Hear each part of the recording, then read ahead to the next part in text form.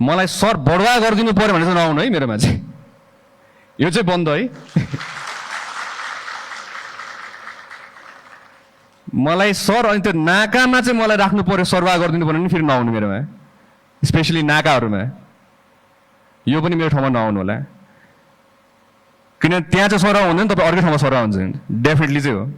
त्यो भयो भने चाहिँ है यो हामीले सिस्टम अनुसारमा हामीले यसको प्लानिङ गरेका छौँ सरवाह बढाएको कुराहरूमा। त्यही भएर तपाईँले अबदेखि ढोका ढकढक्न कसैको ढोका ढकढक्नु पर्दैन। तपाईँ मेरो ढोका ढकढक्न आउनुहुन्छ भने मेरोमा चाहिँ ढोका ढकढक्दाखेरि सर मलाई समस्या पऱ्यो मात्र भनेर भन्दिनँ, यति मात्रै भन्दिनँ। म तपाईँको हरेक प्रहरीको लागि म तपाईँको आफ्नै समस्या जस्तो बुझेर म कुद्नेवाला छु, लिन्छु र म त्यसलाई समाधान गर्न भरपुर प्रयास पनि गर्नेवाला छु। धेरै अप्ठ्यारो नमान्नु, मसँग अप्ठ्यारो मान्नुपर्ने जरुरत छैन। निर्धक्क भएर मसँग तपाईँ कुरा गर्न आउनु सक्नुहुन्छ। बाहिरको विदेशको हेर्दाखेरि तपाईँले प्रहरीको लुगा हेर्दाखेरि ओहो अहिले नै क्रिमिनललाई पक्रिन्छ कि क्या हो भन्ने टाइपको लुगा हुन्छ।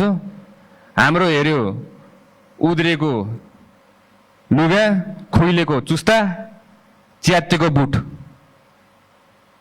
We are going to change this, we will be changing this. यसलाई पनि परिवर्तन गर्छौँ हामीले।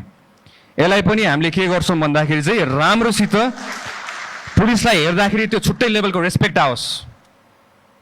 एसटिएफको पनि मैले हेरिरहेको छु, तपाईँको नर्मल जस्तो देखिरहेको छु मैले। त्यहाँ मेरो अगाडि हिँड्ने टिमहरू पनि अलि हेर्दाखेरि पनि देखोस् न तपाईँको, ओहो एसटिएफ खतरा पुलिसहरू रहेछ। उहाँहरू त फुल्ली ट्रेन्ड, इक्विप्ड। दङ्गा नियन्त्रण गर्न जाँदाखेरि दुईटा हात दिएर पठान्छ। कसरी गर्ने दङ्गा नियन्त्रण? तर दुईटा हातले आन्दोलन रोक्न सकिँदैन हजुर। हामीले माथिबाट निर्देशन दिँदै गर्दाखेरि तल्लो दर्जाको हाम्रो कर्मचारीहरूले कति रिस्क बेहोरेर तपाईँको अगाडि उभिनुपर्छ, ज्यान धरापमा राखेर हुनुहुन्छ। At least we need to equip them. तपाईँको त्यही अनुसारको सिल्ड, त्यही अनुसारको बुट, त्यही अनुसारको कम्युनिकेसन च्यानल्सहरू, इक्विपमेन्ट, गियर्स, ड्रोनको थ्रुबाट तपाईँको असुर ग्यासहरू हाम्रो फाल्न मिलिहाल्छ। त्यही अनुसारमा अनाउन्समेन्ट गर्न मिलिहाल्छ। This is called modern policing. So will be modernising police in Nepal from now on. अबदेखि हामीले आफ्नो सङ्गठनलाई नयाँ मोडर्न पुलिसिङ भनेर हामीले गर्छौँ, जसमा हामीले प्रविधि, स्रोत साधन सबैको युज गरेर हामीले त्यही अनुसारमा फुल फेजमा ट्रेनिङ दिएर हामीले बल्ल हामीले अगाडि बढाउँछौँ।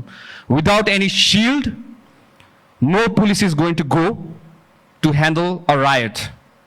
कुनै आन्दोलन हुँदैछ भने सिल्ड बिना र फुल गियर इक्विप बिना कुनै सिपाहीलाई अगाडि नबढाउनु हुन्न। म हार्दिक अनुरोध गर्दछु हाम्रो आइजिपी साहब र विभिन्न हाम्रो अधिकृत ज्यूहरूलाई पनि।